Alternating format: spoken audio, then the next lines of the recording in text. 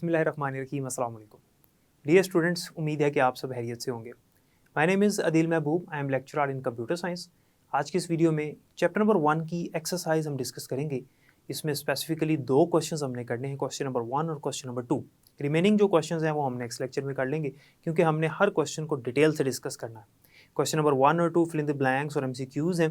Fill in the blanks करवाने का मकसद ये है कि इसमें से पेपर में MCQs बन के आते हैं, यानी ये जो ब्लैंक्स हैं इनकी स्टेटमेंट्स उसने दी होती हैं और नीचे 4 ऑप्शंस होते हैं जिनमें से हमने करेक्ट ऑप्शन को चूज़ करना होता है।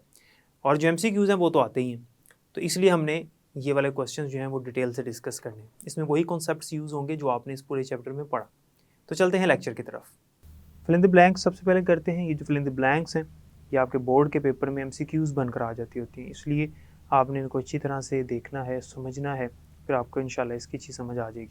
फर्स्ट ऑफ ऑल हम क्वेश्चन नंबर 1 स्टार्ट करते हैं, और जो इसका फर्स्ट क्वेश्चन है यानी फर्स्ट ब्लैंक है वो ये है कि DBMS स्टैंड्स फॉर। इस चैप्टर में आपने DBMS की डेफिनेशन पढ़ी है, और DBMS की डेफिनेशन के बारे में आपने पढ़ा। DBMS basically is a collection of programs. ये कलेक्शन ऑफ प्रोग्राम है, और DBMS का मकसद क्या होता है? DBMS का ये मकसद होता है कि ये हमारा जो डेटाबेस है उसके अंदर डाटा स्टोर और मैनिपुलेट करने के लिए इस्तेमाल होता है। तो आपने डेफिनेशन पढ़ी कि DBMS basically is a collection of programs which is used for storing and manipulating databases is called database management system. So यहाँ पर DBMS की फुल फॉर्म क्या हुई? Database Management System. So इस ब्लैंक का जो आंसर है वो क्या होगा कि DBMS stands for Database Management System. Number 2, a dash is a collection of related fields. Related fields की जो collection है उसे हम क्या कहते हैं? तो इसका आंसर जो है वो है रिकॉर्ड। आपने रिकॉर्ड की डेफिनेशन पढ़ी है कि record is a collection of related fields. Record को हम टपल भी कहते हैं, रो भी कहते हैं। तो यहाँ पर जो आंसर है वो है रिकॉर्ड। तो record basically is a collection of related fields. For example, एक स्टूडेंट है और उसका एक रिकॉर्ड है, लाइक उसका रोल नंबर, उसकी क्लास, उसका नेम, उसका फादर नेम, उसका फ़ोन नंबर, उसका एड्रेस। ये डिफरेंट फील्ड्स हैं। Roll number, name, father name, class, address, phone number, ये फील्ड्स हैं। लेकिन ये जो फील्ड्स हैं ये रिलेटेड फील्ड्स हैं, यानी एक ही स्टूडेंट से बिलोंग कर रही हैं, एक ही पर्सन से बिलोंग कर रही हैं। तो इसको हम क्या कहेंगे? इसे हम कहेंगे रिकॉर्ड। कि ये एक स्टूडेंट का रिकॉर्ड है, वो किसी टीचर का भी हो सकता है, तो ये एक रिकॉर्ड है। Number 3, a file is a collection of. File जो है वो किसकी कलेक्शन होती है? So file is a collection of records. File जो है वो रिलेटेड रिकॉर्ड्स की कलेक्शन होती है। जिस तरह से अभी आपको मैंने बताया कि record is a collection of related field, इसी तरह से जो फाइल है वो कलेक्शन ऑफ रिलेटेड रिकॉर्ड्स है। यानी फाइल के अंदर बहुत सारे रिकॉर्ड्स होते हैं और वो सारे आपस में रिलेटेड होते हैं। फॉर एग्जांपल, एक फ़ाइल है जिसके अंदर टीचर का रिकॉर्ड है, यानी टीचर के रिकॉर्ड्स मौजूद हैं। वहाँ पर टीचर यहाँ पर एंटिटी है, ये फाइल का नेम है। तो अंदर जितने भी रिकॉर्ड्स होंगे उस फाइल में वो सारे के सारे टीचर से रिलेटेड होंगे, टीचर्स के होंगे। इसके अंदर किसी स्टूडेंट का रिकॉर्ड नहीं होगा, इसके अंदर किसी डॉक्टर का नहीं होगा, या किसी स्टाफ का नहीं होगा, किसी और स्टाफ का नहीं होगा, टीचिंग स्टाफ का ही होगा। तो टीचर्स का रिकॉर्ड होगा। तो ये बेसिकली रिलेटेड रिकॉर्ड्स हैं। So file is a collection of related records. Number 4, before processing the data is recorded in dash. Processing से पहले डाटा जो है वो किस में रिकॉर्ड किया जाता है? सो प्रोसेसिंग से पहले डाटा रिकॉर्ड होता है ट्रांजैक्शन फाइल में। So the answer is transaction file, क्योंकि ट्रांजैक्शन फाइल जो है इसके अंदर हमारा डाटा स्टोर होता है। टेम्परेरी भी हो सकता है डाटा स्टोर। हमने फाइल की टाइप्स पढ़ी हैं जिसमें master file, transaction file, backup file हमने पढ़ी। तो ट्रांजैक्शन फाइल में मैनिपुलेशन से पहले यानी प्रोसेसिंग से पहले डाटा हमारा स्टोर हुआ होता है। उसके बाद जब हम उसको परमानेंटली सेव कर लेते हैं तो वो मास्टर फाइल बन जाती है। Number 5, dash is a collection of logically related data. तो इसका आंसर है डेटाबेस। कि डेटाबेस की डेफिनेशन है कि database basically is a collection of logically related data. या हम इसमें ये भी ऐड कर सकते हैं कि database is a collection of related files. और एक्चुअली फाइल्स के अंदर ही हमारा डाटा जो है वो ऑर्गेनाइज्ड फॉर्म में स्टोर हुआ होता है। फाइल के अंदर हमारा डाटा जो है वो सेव्ड होता है। तो इसीलिए इसे हम कहते हैं कि डेटाबेस जो है ये कलेक्शन है लॉजिकली रिलेटेड डाटा की।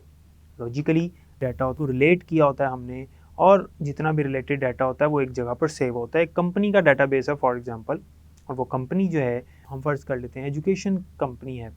एजुकेशन कंपनी में जितने भी स्टूडेंट्स हैं, टीचर्स हैं, इनका रिकॉर्ड होगा, ये सब रिलेटेड है, ये डाटा रिलेटेड है। एक हॉस्पिटल का डाटाबेस होगा तो उसमें रिलेटेड डाटा मौजूद होगा, डॉक्टर्स का होगा, पेशेंट्स का होगा, नर्सिस का होगा, स्टाफ का होगा, उनके किट्स का रिकॉर्ड होगा। लेकिन उसके अंदर किसी मैनेजर या बैंक मैनेजर या किसी टीचर या किसी स्टूडेंट का रिकॉर्ड ऐसा सच नहीं होगा। वहाँ पर पेशेंट्स का रिकॉर्ड तो होगा, लेकिन एज अ टीचर के नाम से रिकॉर्ड मौजूद नहीं होगा। तो रिलेटेड डाटा जो है वो लॉजिकली ऑर्गेनाइज्ड होता है, और इसे हम डाटाबेस कहते हैं। Number 6, the data definitions are stored in data definitions जो हैं वो किस में स्टोर हुई होती हैं? तो इसका आंसर है डाटा डिक्शनरी। डाटा डिक्शनरी की डेफिनेशन है कि हमने पढ़ा हुआ है कि डाटा डेफिनेशंस जो हैं वो डाटा डिक्शनरी में स्टोर होती हैं। और डाटा डिक्शनरी किसे कहते हैं? जिसके अंदर सारी डिटेल होती है, हमारे डाटा की सारी इन्फॉर्मेशन होती है, वो डाटा जो हमारा डाटाबेस में मौजूद है, जो हमने एंटर किया हुआ डाटाबेस में। Number 7, SQL stands for. ये तो बहुत ही इंपॉर्टेंट MCQ भी है और नहायत ही आसान है। ये यहाँ पर ब्लैंक में है, लेकिन ये बोर्ड में MCQ बनकर आया हुआ कई दफ़ा। SQL की फुल फॉर्म होती है स्ट्रक्चर्ड क्यूरी लैंग्वेज। सो SQL जो है वो एक स्ट्रक्चर्ड क्यूरी लैंग्वेज है फॉर डाटाबेस। ठीक है, तो SQL is use for creating table structures, entering data into them and updating the selected records. तो डाटाबेस में अपने डाटा पे डिफरेंट ऑपरेशंस परफॉर्म करने के लिए हम इस्तेमाल करते हैं SQL लैंग्वेज का, जो कि एक स्ट्रक्चर्ड क्यूरी लैंग्वेज है। Number 8, hierarchical data model has the general shape of A dash. Hierarchical data model जो है, आपने डाटाबेस के अंदर जो डाटा मॉडल्स पढ़े हैं इस चैप्टर में, जिसके अंदर हायरार्किकल, रिलेशनल और नेटवर्क मॉडल आपने पढ़ा, उसमें जो हायरार्किकल डाटा मॉडल है ये बेसिकली ये किसकी शेप की तरह होता है? तो वहाँ पर भी मेंशन था टॉपिक में, इसे हम एक ऑर्गेनाइजेशनल चार्ट की तरह देखते हैं। तो ये एक ऑर्गेनाइजेशनल चार्ट होता है जिसमें एक लेवल बाय लेवल हमें एंटिटीज़ नज़र आती हैं, टॉप टू बॉटम अप्रोच नज़र आती है, और इसको हम इन्वर्टेड ट्री भी कहते हैं। हायरार्किकल डाटा मॉडल जो है, इसकी शेप जो है ऑर्गेनाइजेशनल चार्ट की तरह होती है। इस वजह से इसको हम इन्वर्टेड ट्री कहते हैं, क्योंकि इसमें सबसे ऊपर रूट नोड होती है, और उसके बाद फिर जो नेक्स्ट इसकी जो सब नोड्स हैं या सब ऑर्डिनेट्स हैं वो हमें मिलती हैं। तो हमारा जो ट्री होता है, ट्री में जो रूट होती है वो सबसे नीचे होती है, फिर उसके ऊपर जो है वो बाकी के जो हैं वो शाखें होती हैं। लेकिन यहाँ पर जो है हमारे पास कंप्यूटर साइंस में ये जो डाटा मॉडल है हायरार्किकल, ये एक इन्वर्टेड ट्री की तरह होता है। इसलिए इसको हम कहते हैं कि ये किसकी तरह की शेप होती है? ये ऑर्गेनाइजेशनल चार्ट की तरह होती है। जैसे एक ऑर्गेनाइजेशन में सबसे ऊपर हायर मैनेजमेंट होती है, उसके बाद उनके नीचे सुपरवाइजर्स होते हैं, फिर जूनियर स्टाफ होता है। इस तरह से ये एक लेवल बाय लेवल आपको स्टाफ मिलता है। तो ये एक ऑर्गेनाइजेशनल चार्ट है। हर ऑर्गेनाइजेशन में ऐसे होता है कि एक सबसे ऊपर जो है वो ऑनर होता है, जिसे हम CEO कहते हैं। उसके बाद फिर जनरल मैनेजर्स होते हैं जो कि हायर अथॉरिटीज़ में आते हैं या HR में आते हैं, फिर इस तरह से आगे एंड सो ऑन। ये एक लेवल बाय लेवल काम होता है, फिर आगे स्टाफ, फिर junior staff. Number 9, data is a collection of dash dash and dash. ये MCQ जो है, इसमें आपने क्या लिखना है? Data is a collection of facts, figures and statistics. ये डाटा की डेफिनेशन है, इसलिए उसने ब्लैंक बनाकर लिख दिया कि data is a collection of facts, figures and statistics. हमारे पास जो फैक्ट्स हैं, फिगर्स हैं, जो हमने कलेक्ट किया हुआ है डाटा, जिसके ऊपर हम डिफरेंट ऑपरेशंस परफॉर्म करेंगे, जिसको हम कंप्यूटर में एंटर करेंगे ताकि कंप्यूटर उसको इन्फॉर्मेशन में कन्वर्ट कर सके, तो वो जो है हमारे पास डाटा कहलाएगा। सो data is a collection of facts, figures and statistics. अब करते हैं number 10, processed data is called dash. जो डाटा प्रोसेस्ड होता है, यानी the data after processing is called information. Data processing के बाद किस हालत में तब्दील हो जाता है? तो डाटा जो है वो प्रोसेसिंग के बाद कन्वर्ट हो जाता है इंफॉर्मेशन में। So the right answer is information. तो ये इस तरह से स्टेटमेंट बनेगी, processed data is called information. Next हमारे पास क्वेश्चन नंबर 2 है। ये हमारी fill in the blanks complete हो गई हैं। स्टूडेंट्स, आपने इसको याद रखना है, ये जो कुछ मैंने पढ़ाया आपको, क्योंकि ब्लैंक्स में से MCQs बन जाते होते हैं, ठीक है। तो अब हम यहाँ पर करते हैं MCQs और हमारे पास यहाँ पर टोटल 5 MCQs हैं और इनको हमने डिस्कस करना है, ये भी इम्पॉर्टेंट है। इनमें सबसे पहले जो MCQ है वो है विच of the following represents a collection of concepts that are used to describe the structure of a database। वो कहता है कि इनमें से वो क्या है जो कि collection of concepts है जो इस्तेमाल होता है डेटाबेस के स्ट्रक्चर को डिस्क्राइब करने के लिए। डेटाबेस के स्ट्रक्चर को डिस्क्राइब करने के लिए हमारे पास वो क्या चीज़ है जो यूज़ होती है। ए ऑप्शन है data warehouse, B option है डाटा मॉडल, सी ऑप्शन है डाटा स्ट्रक्चर और डी ऑप्शन है data type. So the right answer is B, data model. जो आपने पीछे डाटा मॉडल्स पढ़े जिसमें hierarchical data model, network data model और रिलेशनल डाटा मॉडल आपने पढ़ा, वो डाटा मॉडल्स हैं। बेसिकली वो इस्तेमाल होते हैं डेटाबेस के स्ट्रक्चर को रिप्रेजेंट करने के लिए कि डेटाबेस का स्ट्रक्चर किस तरह का। सो इसका आंसर क्या होगा, B option data model. Number 2, which of the following data model is more flexible. इनमें से कौन सा डाटा मॉडल जो है वो ज़्यादा फ्लेक्सिबल है। यहाँ पर फ्लेक्सिबल से ये मुराद है कि जिसके अंदर हम मज़ीद एंटिटीज़ ऐड कर सकते हैं, जिसके अंदर बहुत सारी एंटिटीज़ ऐड करके उनका रिलेशनशिप बनाया जा सकता है ईजीली। सो ए ऑप्शन है network data model, B option है hierarchical data model, C option है रिलेशनल मॉडल और डी ऑप्शन है object data model. So the right answer is D, object data model. आपकी बुक में object data model as such तो explain नहीं किया हुआ जिस तरह से हायरार्किकल, नेटवर्क और रिलेशनल मॉडल एक्सप्लेन किए हुए हैं, लेकिन ये एक मॉडल होता है तो MCQ में उसने रखा हुआ है। तो ऑब्जेक्ट डाटा मॉडल जो है ये मोर फ्लेक्सिबल होता है। ऑब्जेक्ट डाटा मॉडल जो है ये ज़्यादा फ्लेक्सिबल होता है as compare to other data models. Number 3, which of the following type of file require largest processing time. इनमें से कौन सी फाइल की टाइप है जो सबसे ज़्यादा प्रोसेसिंग का टाइम लेती है। In other words we can say that the type of file which is slow, जो कि स्लो है, जिसका प्रोसेसिंग टाइम जो है वो ज़्यादा होता है। जाहिर सी बात है जब वो प्रोसेसिंग टाइम ज़्यादा लेगी तो हम कहेंगे ये स्लो है। सो ए ऑप्शन है सीक्वेंशियल फाइल, बी ऑप्शन है रैंडम फाइल, सी ऑप्शन है इंडेक्स्ड सीक्वेंशियल फाइल और डी ऑप्शन है डायरेक्ट एक्सेस फाइल।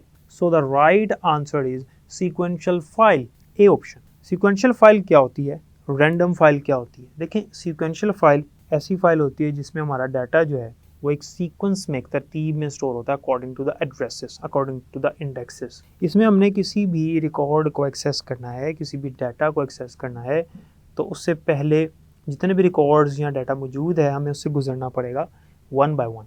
तो इसमें डाटा जितना दूर है उतना ज़्यादा टाइम लगेगा क्योंकि इसमें वो सीक्वेंस वाइज उसको एक्सेस करता है। रैंडमली किसी भी रिकॉर्ड को डायरेक्टली एक्सेस नहीं कर सकता। जबकि रैंडम फाइल, जिसका दूसरा नाम डायरेक्ट फाइल भी है, इसके अंदर डायरेक्टली किसी भी रिकॉर्ड पे जंप किया जा सकता है और किसी भी रिकॉर्ड को डायरेक्टली एक्सेस किया जा सकता है विदाउट फॉलोइंग द सीक्वेंस। सो इसीलिए सीक्वेंशियल फाइल सबसे ज़्यादा टाइम लेती है और ये स्लो होती है। सो the right answer is A option. Number 4, which of the following may be A temporary file. इनमें से कौन सी फाइल है जो टेम्परेरी हो सकती है। ए ऑप्शन है मास्टर फाइल, बी ऑप्शन है ट्रांजैक्शन फाइल, सी ऑप्शन है backup file and D option है नन ऑफ दिस। अब मास्टर फाइल आपको पता है कि ये परमानेंट फाइल होती है और आपको पता है कि इसमें डाटा लॉन्ग टर्म तक सेव रहता है ताकि हम इसको फ्यूचर में यूज़ कर सकें। बी ऑप्शन है ट्रांजैक्शन फाइल। ट्रांजैक्शन फाइल जो है इसमें मेंशन है, जब ये टॉपिक आपने पढ़ा था तो आपने पढ़ा होगा कि ट्रांजैक्शन फाइल जो है ये टेम्परेरी हो सकती है। और सी ऑप्शन है backup file. Backup file is again permanent file, backup file भी परमानेंट होती है, तो ये तो आंसर नहीं है, ए और सी तो नहीं है, तो नन ऑफ दीज भी नहीं होगा क्योंकि ट्रांजैक्शन फाइल तो है temporary file. So the right answer is B, यानी transaction file. Number 5, SQL is a और एन। SQL जो है ये क्या है, इसकी फिल इन द ब्लैंक्स में भी इसकी फुल फॉर्म पूछी हुई थी उसने और हमने पढ़ा था कि SQL की फुल फॉर्म होती है स्ट्रक्चर्ड क्यूरी लैंग्वेज। और तब भी मैंने आपको बताया था कि ये बहुत इंपॉर्टेंट MCQ है और बोर्ड में कई दफ़ा रिपीट हो चुका है। तो ब्लैंक से भी फुल फॉर्म पूछ सकता है, ये इस तरह पूछ सकता है कि SQL इज़ ए डैश, इस तरह से करके पूछ सकता है। सो इसका आंसर क्या होगा। ए ऑप्शन है अनस्ट्रक्चर्ड लैंग्वेज, बी ऑप्शन है स्ट्रक्चर्ड लैंग्वेज, सी ऑप्शन है ऑब्जेक्ट ओरिएंटेड लैंग्वेज और डी ऑप्शन है सॉफ्टवेयर। सो जाहिर सी बात है इसकी फुल फॉर्म से पता चल रहा है स्ट्रक्चर्ड क्यूरी लैंग्वेज, तो इसका आंसर है B option structured language. So SQL is a structured language. उम्मीद है कि यहाँ तक समझ आ गई होगी। एक्सरसाइज में हमने जो फिल इन द ब्लैंक्स की हैं 10 और 5 एमसीक्यूज़ की हैं, इनको अच्छी तरह से आपने याद कर लेना। इसमें पेपर में एमसीक्यूज़ आ जाते होते हैं। डियर स्टूडेंट्स, जैसा कि आपने देखा कि हमने क्वेश्चन नंबर 1 और क्वेश्चन नंबर 2 को डिटेल से डिस्कस कर लिया। उम्मीद है कि आपको समझ आ गई होगी और मैं रिकमेंड करता हूँ कि आप इसको बुक से ज़रूर एक दफ़ा पढ़ लीजिएगा और याद कर लीजिएगा। बाकी इंशाल्लाह हम नेक्स्ट लेक्चर में इसे इसकी एक्सरसाइज कंप्लीट करेंगे। तब तक के लिए मुझे इजाज़त दें। अपना बहुत ख्याल रखिएगा। अल्लाह हाफ़िज़।